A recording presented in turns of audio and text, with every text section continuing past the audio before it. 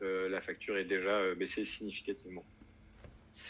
Avant tout ça, je vais nous présenter Nicolas et moi. Donc en gros, moi je suis Bruno et j'ai créé Big Blue il y a 1 an et demi à peu près. Mon ami Nicolas, qui est un vieil ami de longue date, l'a testé pendant 1 an chez Fox Intelligence, dont il était le CTO. Et Fox, c'est des gros utilisateurs de BigQuery. Donc on a un peu fine-tuné l'outil pour les besoins de Fox pendant 1 an et on a ouvert la bêta publique à l'automne. Et aujourd'hui, en gros, on a 4 clients depuis qu'on a ouvert cette version publique. Et dans tous ces clients, plus tous les autres démos qu'on a fait, donc c'est des boîtes de taille très différentes avec des typologies de données très différentes, on s'est rendu compte qu'en fait, toujours, c'était les 6 mêmes choses qui revenaient et qu'on conseillait de faire en priorité pour réduire les coûts. Et c'est ces 6 actions qu'on va vous présenter. Ces 6 actions, on peut les mettre en place sans notre outil. Ces actions qui sont directement mises en place sur la console BigQuery. Mais bien sûr que Big Blue, on va vous faire à chaque fois une présentation un peu des 2 outils, à vous aider à prendre les décisions pour mettre ça en place. Du coup, comment ça marche Big Blue, c'est très simple. En gros, Google BigQuery, ce qu'il fait, c'est qu'il crée à chaque fois une table qui s'appelle Information Schema, dans laquelle il va stocker en gros toutes les métadonnées de toutes les queries, de tous les jobs qui vont passer sur tous les projets. Et nous, on demande un service Acon pour lire, mais uniquement ces métadonnées, donc on ne touche jamais à vos données, on n'y a pas accès, et un petit dataset dans lequel on va pouvoir écrire de la donnée qu'on produit nous. Et à partir de juste ça, on est capable de produire des dashboards et des analyses qui vont nous permettre de prendre des décisions rapides. Donc les 6 actions. Simon, j'ai vu que tu as levé la main. Ouais, je voulais. Désolé pour la caméra, hein, j'ai un petit. Je suis en rétablissement, mais.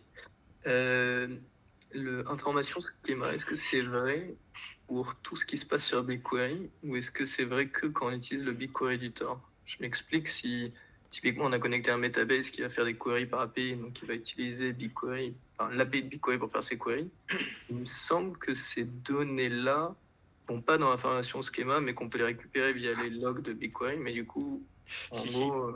Si tu as tout dans Information Schema, et tu peux le retrouver parce que les Metabase, les lookers, etc., ils ont tendance à rajouter des labels que tu retrouveras pour tes requêtes.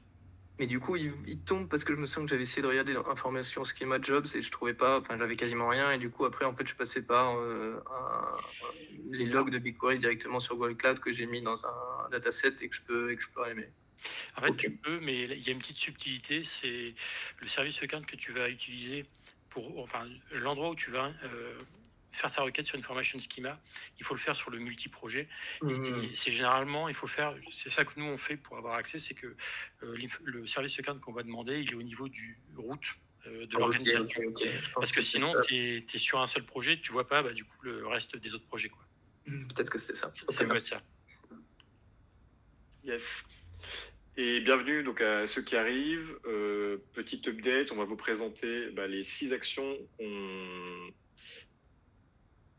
Ça n'arrête plus. On va vous présenter donc les 6 actions qu'on juge les plus efficaces, en tout cas que nous, quand on présente notre solution Big Blue à nos clients, c'est toujours les 6 actions qui reviennent en priorité, qui leur permettent de baisser leur facture à la fin du mois. Je répète rapidement ce que je viens de dire. En gros, c'est quoi Big Blue? C'est un SaaS qui, à partir d'un service account qui a des accès très restreints juste sur des métadonnées qui sont écrites dans Information Schema, va permettre de produire des dashboards pour optimiser les performances et réduire les coûts. Et encore une fois, les actions qu'on vous propose n'ont pas besoin de Big Blue pour être mises en place. Vous pouvez les mettre en place sans notre outil. Voici les 6 actions. L'écran est là depuis pas mal de temps, donc je passe directement à BeEngine, comme ça on gagne du temps. Et donc, qu'est-ce que c'est BeEngine? Donc, c'est une feature de BigQuery qui est assez puissante. En gros, c'est très simple, c'est de la RAM. Il va mettre vos données en RAM, c'est une RAM qu'on pré-réserve, donc 5 Go, 10 Go, etc. Et tout est automatique, donc il y a un clic à faire. Et quand les données peuvent passer dessus, donc c'est pas toutes les données, il faut que ce soit du select, etc., mais quand même une grande partie des données peuvent passer dessus. on ne paye que la réservation. C'est-à-dire que à ce moment-là, la query, le job ne coûte plus rien d'autre que la réservation. Ce qui est tout de suite immédiat, c'est que les queries sont beaucoup plus rapides vu que c'est de la RAM, donc on touche plus au disque dur, etc. Et encore une fois, c'est moins onéreux vu que tout le coût de query est réduit à zéro, on ne paye que la réservation. Et c'est complètement automatique. Et bien sûr, si jamais la query ne peut pas passer dans ce mode de BI Engine, elle fallback automatiquement sur du on-demand. Donc en fait, ça ne coûte absolument rien et c'est rien à mettre en place, il n'y a pas de code à faire. Je ne sais pas si Nico, tu veux présenter comment ça se passe sur la console. Ce sera peut-être plus parlant. Ouais, complètement. Alors, tac. Si vous voyez mon écran, oui. Alors bon, ça en 2 secondes, ça c'est Big Blue, donc c'est une interface et ce que vous voyez c'est la page où on résume toutes les optimisations qu'on a détectées. Donc là c'est des data, des fausses data, hein. C'est pour vous montrer un exemple. Mais on va commencer par le premier, donc le plus simple, c'est de vous montrer comment on crée une instance BI Engine. Donc là, vous connaissez, vous voyez mon écran BigQuery. Ouais. Tout bon? Yes. Ok, vous allez là, administration, vous avez BI Engine. Vous le faites sur le projet où il y a le plus de queries, hein, c'est quand même le meilleur truc à faire. Vous appuyez là et vous allez sélectionner la région que vous avez vos data. Ça, c'est important. Donc, je vais faire un test avec ça. Et là, vous sélectionnez la mémoire dont parlait Bruno, qui va de 1 à 250. Et à droite, vous voyez, vous avez le coût mensuel qui est estimé, si vous allumez et que vous laissez allumer tout le temps. OK. Les boîtes avec qui on bosse là depuis 1 mois et demi maintenant, elles font tout un test avec 4 gigas de mémoire. Et pour vous donner une idée, c'est des gens qui font 1 million de requêtes par mois et qui ont des factures on-demand aller entre 1500 et 3000 euros par mois. Vous appuyez sur suivant, vous laissez tout par défaut et c'est tout. C'est terminé. Donc en 3 clics, vous avez lancé ça. Là, si vous le faites là sur votre infra, on va dire qu'il faut un petit peu de temps pour déployer, mais dans 5-10 minutes, les requêtes de votre workload, de votre pipeline vont commencer à essayer de rentrer dans BI Engine. Et ce que disait Bruno, c'est ça, c'est soit elle rentre, elle réussit et elle vous coûte 0 on-demand, vous ne payez que la réservation, soit elle va sur du on-demand comme d'habitude, comme vous faites d'habitude. Donc ça, c'est vraiment un truc qu'on recommande énormément. Ça vous change un peu la vie et surtout, ça va beaucoup plus vite. C'est-à-dire que vos requêtes, au lieu de, allez, on va dire minimum durer 2 secondes, elles vont être de l'ordre de 120 millisecondes. Donc même en termes d'utilisation, vous avez un gros gain de performance. Bon. Et comment sur l'écran où tu choisissais la taille, comment tu décides de la taille en fait? Alors ça justement, on ne peut pas choisir à l'avance. C'est-à-dire, comment? Il faut toujours mettre le max. Non. Exactement. Ne faites pas ça. Alors moi, ce que je conseille, c'est plutôt de démarrer sur un truc un peu petit comme ça. Et après, alors il y a le plus simple, c'est d'aller dans Cloud Monitoring, donc il y a un autre outil de Google sur lequel vous pouvez faire des dashboards. Alors là, j'en ai fait un, mais c'est tout simple, hein. Donc, vous voyez mon écran avec les courbes? Yes. Donc vous avez 2 courbes. La bleue qui est, alors moi c'est ma réservation de tout à l'heure. Où on a 1 giga, donc là c'est sur la semaine dernière, donc comme on la change jamais et que c'est tout le temps allumé, c'est un plat comme ça d'1 giga. Et en fait, comme on n'a pas beaucoup d'utilisation sur celui-là, c'est pour l'exemple, on a la mémoire consommée.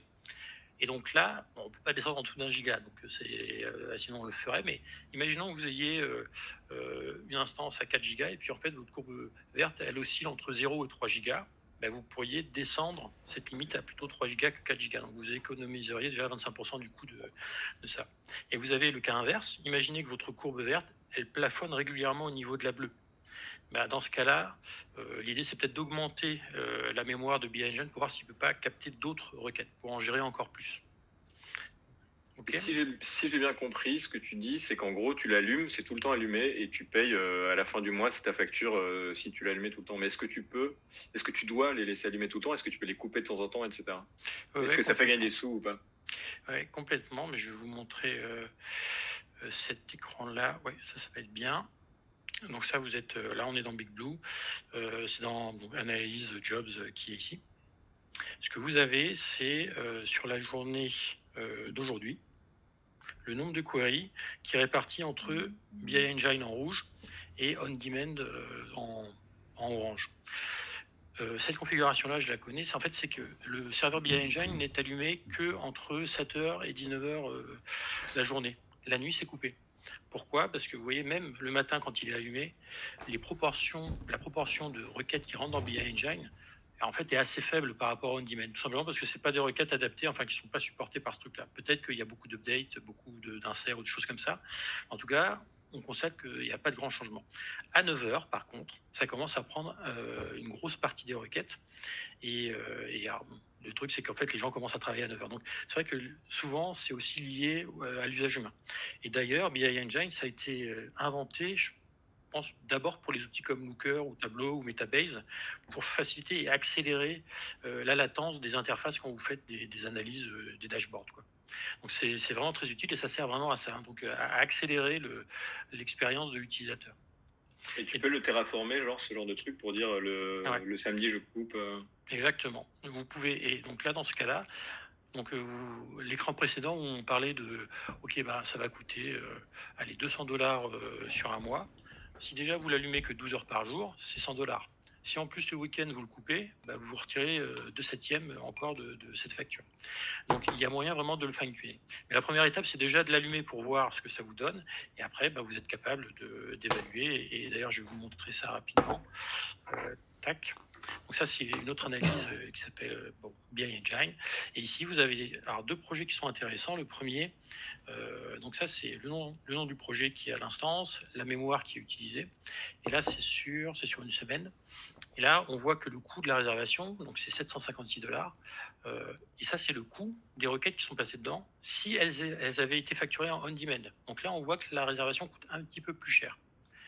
Par contre, celui d'en dessous, on a 100 gigas, donc $378 sur une semaine de réservation. Par contre, les requêtes, si elles étaient passées en demand, auraient coûté $600.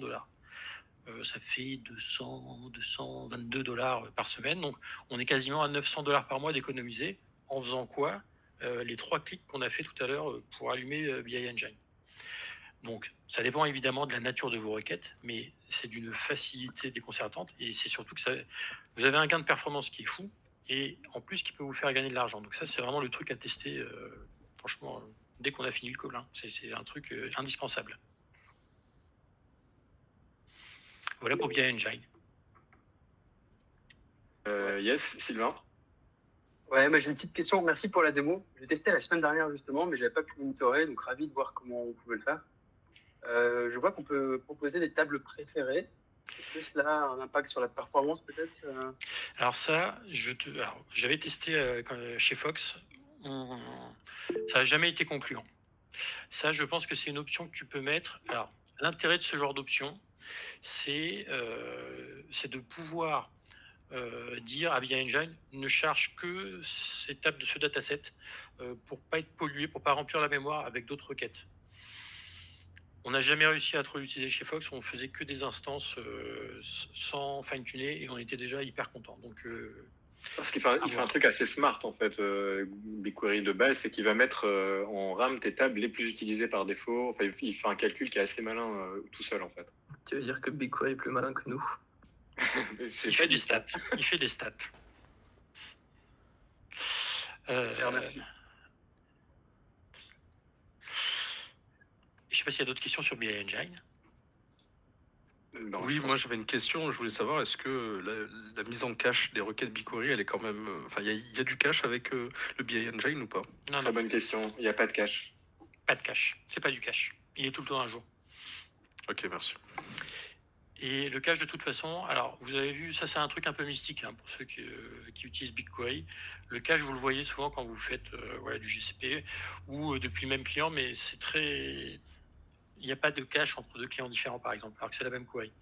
Bon, faut généralement jamais trop compter sur le cache de BigQuery. Il vaut mieux même souvent mettre un cache devant si vous voulez avoir ce genre de comportement, mais n'utilisez pas le cache de BigQuery, il n'est pas hyper utilisable. Voilà. Yes. On passe à la suite. Allez. L'alerting Slack, je te laisse en parler peut-être, Nico. Oui, alors ça c'est un truc qu'on avait mis chez Fox, parce que Bruno l'avait développé. En gros, si vous utilisez GCP, vous savez qu'il n'y a pas vraiment de système d'alerting de budget. C'est-à-dire qu'il y en a un, mais en fait, c'est sur des longues périodes de temps. Enfin, c'est un petit peu différent. Et moi, ça m'est déjà arrivé d'avoir une alerte, mais c'est au bout de quelques jours, voire semaines. Et vous n'avez plus que vos yeux pour pleurer. Ce que fait BigBlue, c'est qu'il se met à jour toutes les heures. Donc, c'est des tables. Alors, on parlait d'Information Schema. Il va créer des tables. Alors, on reviendra sur la question juste après, comme ça je termine, mais on garde ça pour le cache.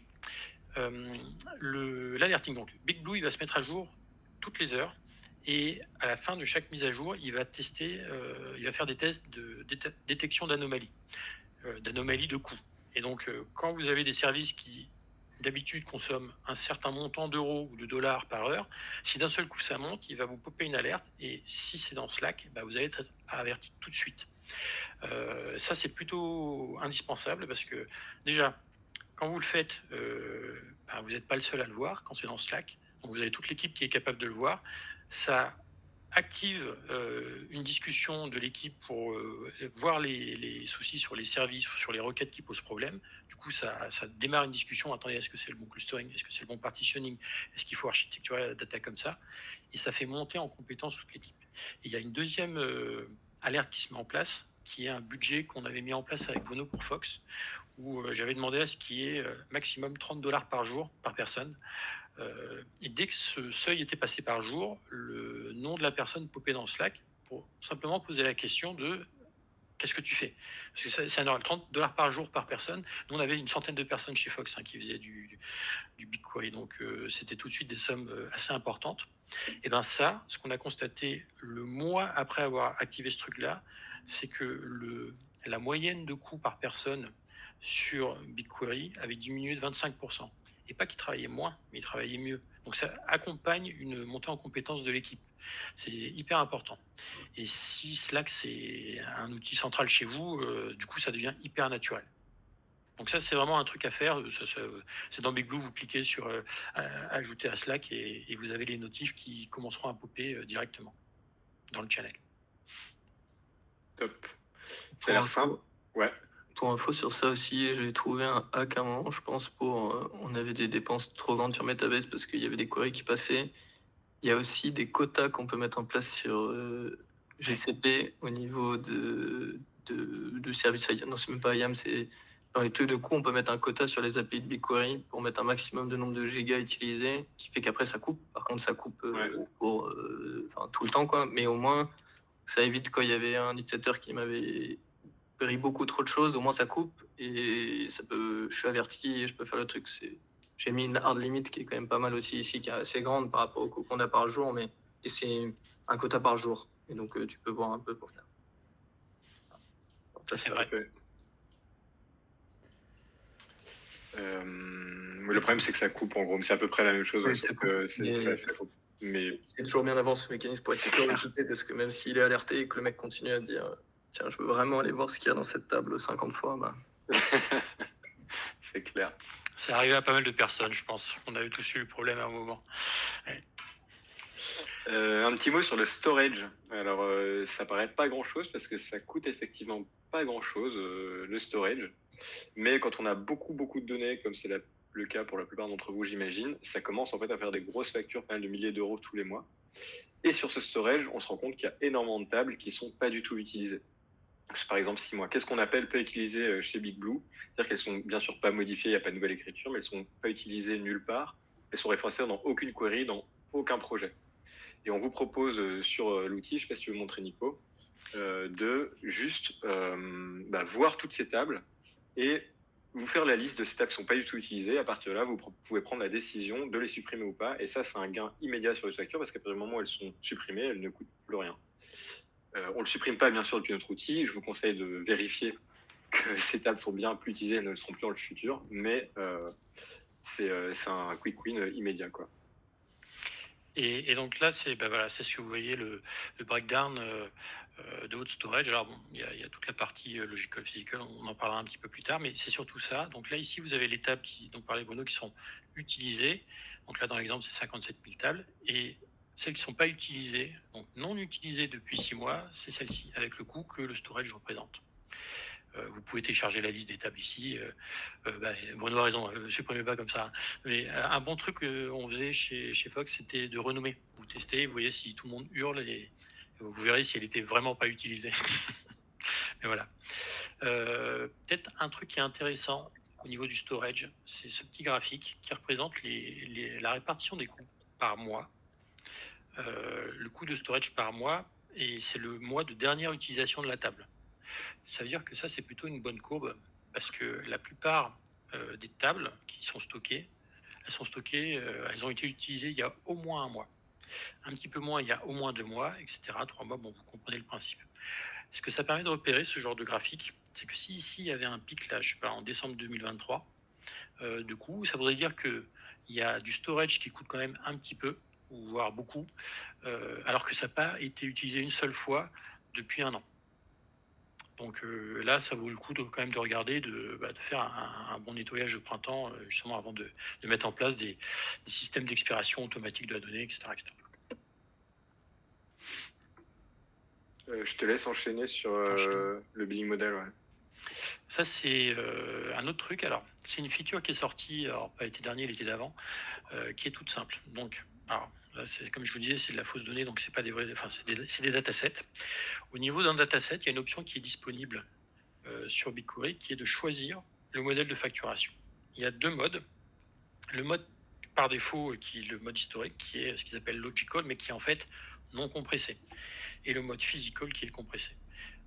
Alors, ça, c'est que le modèle de facturation. C'est-à-dire que sur BigQuery, tout est compressé, il n'y a pas de souci. Par contre, la manière dont ils vont calculer ce que ça coûte à la fin en storage, ils vont dire soit ils prennent le total des tables, le total des bytes des tables en non compressé ici en logical fois un pricing, ou le total des tables compressées fois le pricing du physical. Ça fait une grosse différence. La différence, c'est que là, par exemple, ce dataset ici, il coûte $240 par mois en non compressé. Il coûterait $193 de moins si on était sur le pricing physical. Donc ça vaut vraiment le coup. Pourquoi c'est plus intéressant dans ce sens-là? C'est parce qu'en fait, la nature des tables qui sont dans ce dataset compresse bien. C'est pas tout le temps vrai. Parfois, il vaut mieux être en non compressé. Parce que là, dans ton exemple, je vois que c'est toujours mieux de passer en physical, mais en fait, parfois... C'est pas dit. J'en ai peut-être aussi l'inverse. Il faudrait que je vois. Là, j'en ai quelques-unes. Mais c'est des tout petits montants. Bon. Mais vous voyez, ça peut arriver. Ça peut arriver qu'on ait parfois... Donc il ne faut pas qu'on mette tous en physical, en mode bourrin et tout, parce qu'on n'est pas sûr de gagner. Okay. Et surtout, en plus, dites-vous qu'un dataset, ça vit. C'est-à-dire qu'au moment où vous le créez, où il y a 0 table, et un an plus tard, où il y a plein de tables, peut-être que déjà, alors c'est pas ça, il faudra regarder avant pour voir s'il ne faut pas le changer. Peut-être qu'il faut le changer plusieurs fois. Et surtout, c'est très facile. Là, il y a le lien. Bon, je ne vais pas y aller, mais vous allez arriver sur la console BigQuery ou au niveau du dataset. Et c'est une option, vous cochez pour mettre en physical, vous décochez pour remettre en logical. Et vous le faites 10 fois par jour si vous voulez. Donc il y a vraiment 0 risque. Par contre, si vous le faites, dès demain, vous ne serez plus facturé de la même manière. Donc c'est des actions vraiment ultra rapides à mettre en place et qui peuvent, selon comment vous êtes au niveau storage, vous faire gagner beaucoup d'argent. Voilà. Donc ça concerne beaucoup les boîtes qui ont un gros storage. Fox, on avait quasiment, 25 000 € de storage par mois. Donc ça valait le coup. Simon, ouais. Si c'est lié à la nature des tables, le fait qu'ils compressent ou qu'ils compressent pas bien, en vrai, la majorité de nos tables, ça va être mieux de prendre du physical, à moins qu'on fasse un gros JSON dégueulasse qui va moins bien se compresser, je suppose, mais sinon, la majorité des choses, ça se compresse bien, non? Ça dépend de l'algo de compression. Et ça, c'est un peu une boîte noire. Donc, la seule chose qu'on peut faire, c'est... Parce que tu vois, ces informations, vous les avez dans Information Schema. C'est ça, les tables. Et là, vous avez 2 valeurs qui sont les valeurs, du coup, logical et la valeur physical. Ah oui, donc il suffit de savoir et de faire le calcul avec du physical. Exactement. Bon, après, j'ai fait la version simple parce que tu sais, il y a aussi le storage chaud et le storage froid qui... Ouais. Bon, mais ça, c'est encore une autre histoire. Mais en tout cas, ce truc-là, c'est vraiment un bon levier pour être capable de gagner des sous très simplement et 0 risque. Là, c'est même pas des tables supprimées. Vous changez demain si vous voulez. Donc ça, c'est très cool. Trop bien. Je vais reprendre la main pour passer à la suite. Je crois qu'on est revenu dans les temps, ce qui est pas mal. Les labels métiers. C'est assez simple. En gros, qu'est-ce que c'est qu'un label? Sur chaque job BigQuery, en fait, on peut associer un ou plusieurs labels et en fait, qui vont permettre de, disons, faire des paquets de queries via ce label. En gros, c'est plus ou moins comme si on ajoutait une notion un peu métier sur des queries. Pour un métier, une équipe, un client, etc., on va pouvoir suivre tout un tas de queries et voir combien elles coûtent, est-ce qu'elles sont performantes, etc. En gros, c'est surtout quand on va arriver dans la console Big Blue, on va pouvoir suivre de façon un peu plus fine et par notion métier ces queries. Ce qui est pratique surtout, c'est que la plupart des outils type Airflow, DBT, Looker, eux, ils créent ces labels automatiquement. Et comme ils sont extrêmement gourmands en query, bah, ça va nous permettre de rapidement aller voir s'il y a des problèmes d'exécution ou si tout se passe bien, etc., etc. Quels sont les projets qui coûtent très cher. Il y a quelqu'un dans une équipe qui a créé un dashboard complètement fou qui explose. On peut tout de suite l'identifier grâce à ces labels. Peut-être que tu peux montrer un graphe qui montre ça, Nico. Je ne sais pas si tu l'as. Oui. Alors, attends, tac. Alors, reprendre la main. Hop. Donc ça, c'est le petit graphe de tout à l'heure. En fait, vous pouvez voir que sur les onglets, on a des DAG ID, des Task ID, des Run ID. Ça, c'est des labels métiers. C'est-à-dire que quand vous cliquez ici, je vais peut-être le mettre en... Ce sera plus simple. En cost, sur une semaine. Hop.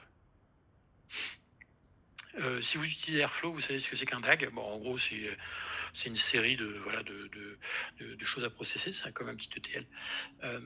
Et donc, vous avez le nom. Ce que ça a permis, ça, on l'avait mis chez Fox en place parce que c'était hyper pratique. Ce que ça donne comme possibilité, c'est d'avoir une dimension supplémentaire pour breakdown votre data et surtout de pouvoir aussi s'en servir pour filtrer. Donc, vous prenez une des valeurs que vous utilisez et vous l'utilisez comme filtre. Donc vous pouvez aller très loin au niveau de l'analyse de data.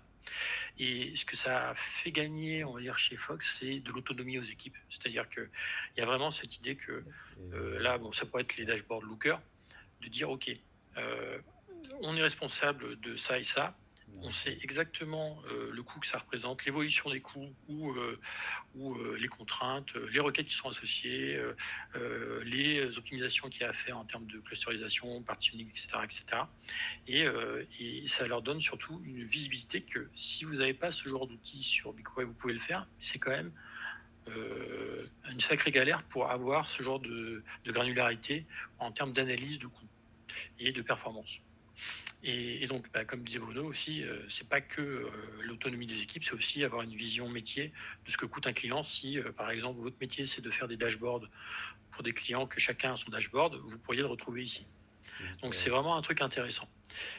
D'autant plus que ces tables-là, comme on vous a dit au début, elles sont stockées chez vous. C'est sur votre dataset. Donc, si demain, vous voulez faire un dashboard qui centralise les coûts d'un client et que vous voulez rajouter les données qu'on récupère de BigQuery, qui sont des data métier, vous pourriez vous en servir pour faire votre dashboard ultime pour savoir combien coûte un client. Bon. Plein de choses possibles. Je paraphrase ce que tu viens de dire. Je ne sais pas si c'était super clair. En gros, nous, Big Blue, on lit ce qu'il y a dans l'information schema pour produire cette donnée, mais cette donnée, on va demander l'écriture dans un seul dataset qui s'appelle probablement Big Blue, mais qui est chez vous. La donnée est chez vous. Donc, vous pourrez query tous ces graphes qu'on vous propose ici. Vous pouvez vous-même les query et proposer les datasets à vos équipes finance ou à vos clients, quoi. Hop, et je reprends la main pour continuer sur le dernier point. Ah, Simon, tu as une question. Comme d'habitude. Par défaut, DBT et Airflow, ils mettent beaucoup de labels ou ils mettent juste un label Airflow et DBT, c'est à nous de rajouter, tiens, ce DAG-là, c'est tel DAG ou c'est telle action DBT, ou est-ce que DBT, il va jusqu'à dire, là, j'ai créé telle table, là, j'ai fait tel... et du coup, ça permettrait de voir toute notre pipeline DBT déconstruite comme ça. Alors, on l'a vu avec un de nos utilisateurs récemment. Il y en a quelques-uns, mais ce n'était pas suffisant. Donc, il a préféré rajouter lui-même une notion par-dessus. Quelques clés valeurs plus métiers. Et ça, il l'a fait directement sur DBT. Sur DBT, ouais, c'était sur DBT. Ok, merci. C'est comme faire un plan de tagage d'une application web, quelque part. C'est vraiment, vous savez, vous avez une map de votre donnée. Où est-ce qu'elle est utilisée, comment, par qui. Merci. Le gros morceau. Le gros morceau. Alors celui-là, on l'a mis. Alors on va pas trop rentrer dans le détail parce que c'est un gros truc, mais je vais quand même vous montrer des trucs sympas. Alors déjà, les réservations auto-scan. Alors comment ça marche BigQuery? On va commencer par le truc de base. Vous faites une query. Le principe, c'est qu'il va paralléliser tout plein de petits computes qui, lui, c'est des unités de compute. Il appelle ça des slots. Que vous avez dû déjà entendre sur notamment au niveau des limites ou des choses comme ça. Donc un slot, après il y a un radius et il vous donne le résultat de votre requête. C'est comme ça que ça marche BigQuery. Quand vous faites le système par défaut, qui est le système on-demand, il va vous facturer le volume scanné que chaque unité de compute a scanné au total, et il va vous dire, voilà, vous avez scanné 1 terabyte, et ça va coûter $6,25 proportionnellement votre requête. Ça, c'est ce qu'il fait. Et il propose un deuxième mode qui n'est pas calculé sur le volume scanné, mais sur le temps de ces unités de compute, sur le temps qu'ont passé ces petits slots à travailler. Donc, si, imaginons que vous ayez une query, pendant 1 minute, il y a 10 slots qui vont fonctionner, et ce sera 10 fois 1 minute de temps de slot. Il prend ce temps et il vous facture le pricing qui est du genre, je crois que c'est entre 4 et 6 centimes de l'heure par slot. Voilà. Et donc, du coup, on est capable de faire un prix. Alors, comment vous savez combien ça va durer? En fait, quand vous êtes dans la console, vous savez, vous avez le pronostic de ce que ça va scanner en haut à droite avant de le faire. Ça, c'est le dry run qui permet de faire ça, qui vous dit, vous allez scanner 1 Tera. Donc, vous savez avant d'appuyer que ça va coûter 1 Tera, donc $6. Il vous dit pas combien ça va durer en temps slot, parce qu'en fait, il peut pas le savoir. Voilà. Ce qui fait que, globalement, si on simplifie le truc, quand vous avez des requêtes plutôt complexes qui mettent du temps à se faire, elles vont être moins chères sur le on-demand, alors que quand vous avez des requêtes qui peuvent aller scanner autant de terabytes que vous voulez, mais qui sont assez courtes à faire, c'est peut-être plus intéressant de le faire dans des réservations de slots. Donc c'est la même façon de travailler de BigQuery. La seule différence, c'est que le calcul du prix va passer de un modèle on-demand à des réservations. Ça, c'est comme ça que ça fonctionne. C'est assez compliqué, notamment parce qu'il ne vous dit pas combien ça prendra de temps de slots, d'évaluer si une requête ferait mieux à l'avance de partir vers du on-demand ou vers de la réservation de slots. Donc, si je comprends bien, c'est au niveau de la requête, au moment de l'exécuter, que tu dois choisir si tu dis A ou B, en gros, gauche ou droite, on-demand ou réservation, et t'espères que l'un ou l'autre te coûtera moins cher, c'est ça? Exactement. Okay. Et comme je disais tout à l'heure, on ne peut pas le savoir à l'avance si on n'a jamais exécuté cette requête. Sauf que quand vous exécutez une requête, à la fin, BigQuery va vous fournir ces informations de volume scanné, mais aussi de temps slot. Ça, c'est dans les métadatas que vous pouvez retrouver facilement. C'est aussi dans l'Information Schema. Et ce qu'on a fait pour faciliter l'usage avoir un levier pour utiliser les réservations de slots, en fait, on va faire une API qui va vous dire utilise on-demand ou utilise les réservations. Comment il fait? C'est qu'à la fin, la première fois que vous passez une query dans ce système, on n'envoie que le hash, donc on ne reçoit pas la query. C'est juste pour l'identifier. On dit OK, elle est passée, c'est du on-demand, on ne la connaît pas, pas de problème. Par défaut, c'est on-demand. La seconde fois, comme on a stocké les temps slots et les volumes scannés, on est capable de dire la dernière fois que cette requête est passée, elle était plus intéressante en réservation. Donc on va vous dire, vous allez sur le projet de réservation, en gros, au lieu de partir sur A, vous allez sur B. Voilà. Et ça, c'est ce qu'on a implémenté chez Fox, donc je sais que ça marche bien. Mais quand vous n'avez pas de système tout prêt, c'est pas hyper évident. On a fait un tuto. On va vous mettre des liens d'ailleurs dans le chat là-dessus, mais il faut savoir, ce qu'il faut comprendre, c'est que de ce qu'on a constaté, la plupart du temps, les pipelines qu'on a, vos workloads, ce qu'ils font, c'est que souvent, c'est les mêmes queries qui sont exécutées. Alors, c'est soit tous les jours, soit toutes les semaines. Ça dépend de ce que vous faites. Mais c'est quand même globalement les mêmes, avec les mêmes résultats. Et en fait, ce système de query, à chaque fois qu'on regarde dans Information Schema, on est capable de dire que ces requêtes, elles ont coûté ça parce qu'elles étaient on-demand, mais si elles étaient passées en réservation, elles auraient coûté ce prix-là. Donc là, dans l'exemple, vous avez le truc qui dit ce batch de requêtes, là, il y en a 5000, aurait coûté $6,000 en on-demand, mais coûte 3000 en réservation.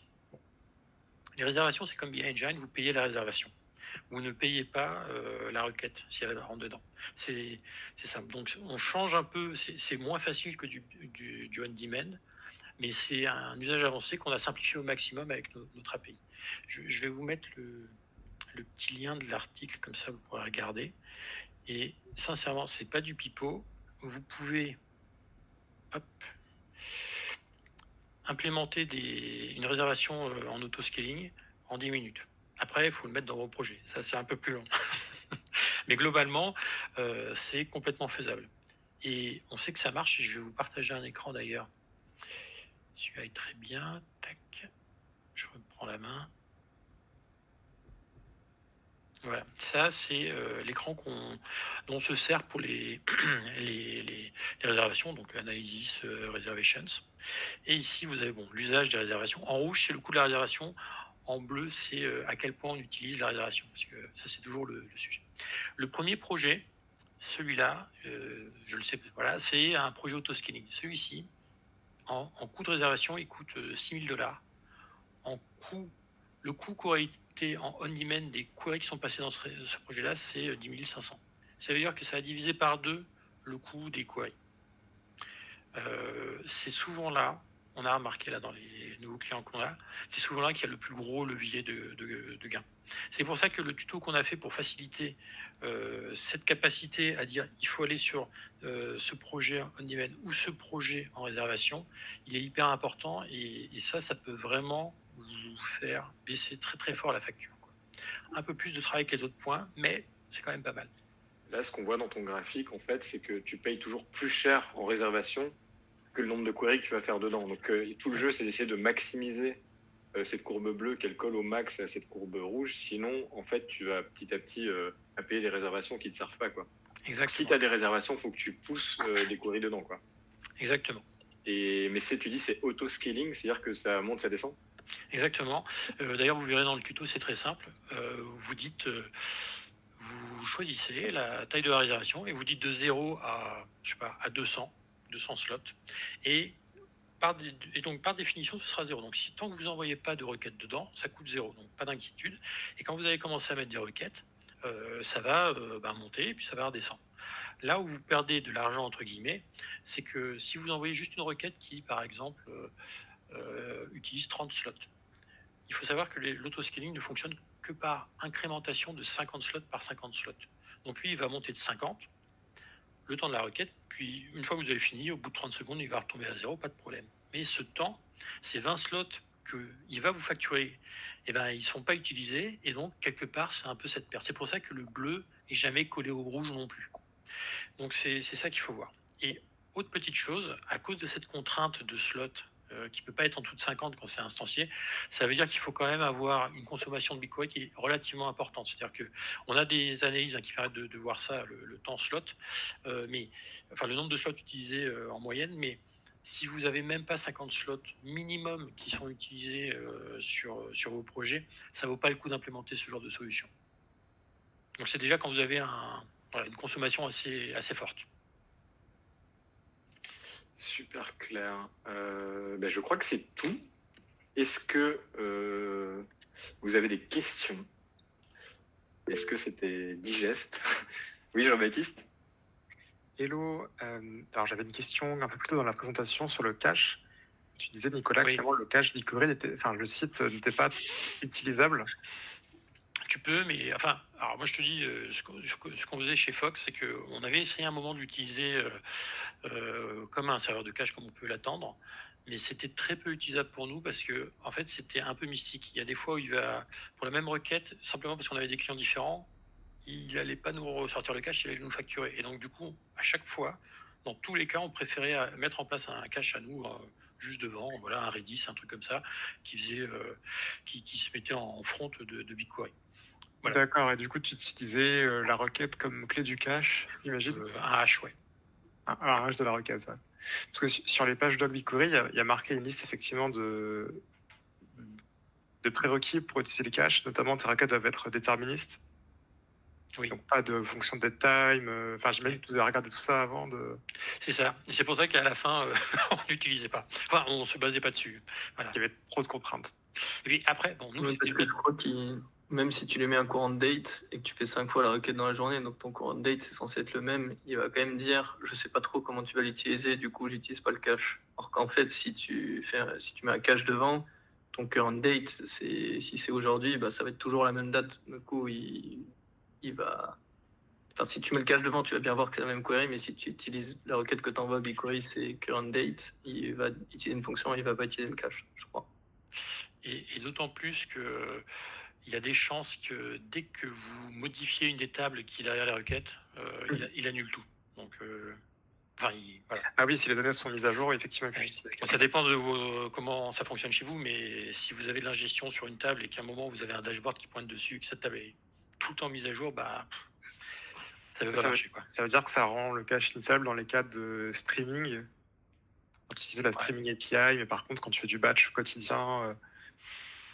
Ben, tu vois, nous, par exemple, chez Fox, on avait un process où on livrait, on va dire, une fois par jour. Bon, c'est pas tout à fait vrai, mais et ben, pendant une journée, on avait les mêmes tables qui bougeaient pas sur le produit final qu'on avait, où on faisait des analyses.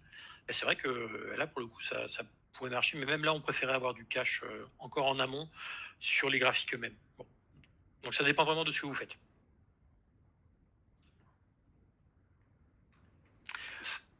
Ok. Peut-être, alors, il y a un truc dont, alors, c'est le top 6 des trucs. Alors, je pense que vous avez remarqué qu'on n'a à aucun moment parlé des trucs qui sont les optimisations classiques qu'on imagine avec BigQuery, qui sont le partitioning et le clustering et l'architecture de la data en général. Ça pourrait être un autre webinar. Mais pourquoi on a fait ça? Parce que ces optimisations qui sont des vraies optimisations de fond, architecturer sa data, c'est un truc qui prend du temps. Vous voyez, chez Fox, on avait fait ça, enfin, c'est toute l'année. Il y en a plein, il y en a beaucoup. Là, ce qu'on vous a donné comme levier, c'est des choses qui sont pas risquées, qui sont faciles à faire sans être un cadre du partitioning ou du clustering et qui ont vraiment des impacts sur les perfs, je parle de BI Engine, ou sur le coût de manière générale, qui vous change un peu la donne. Et vous voyez la partie label qui n'est pas vraiment un gain d'argent. Voilà. Mais ça, c'est un préalable, je pense, à faire avant de faire d'autres optimisations. C'est-à-dire qu'une fois que vous avez un bon plan de tagage de votre donnée, comment les utiliser, etc., vous allez pouvoir choisir facilement par où commencer. Par quel projet, par quel service, par quelle requête.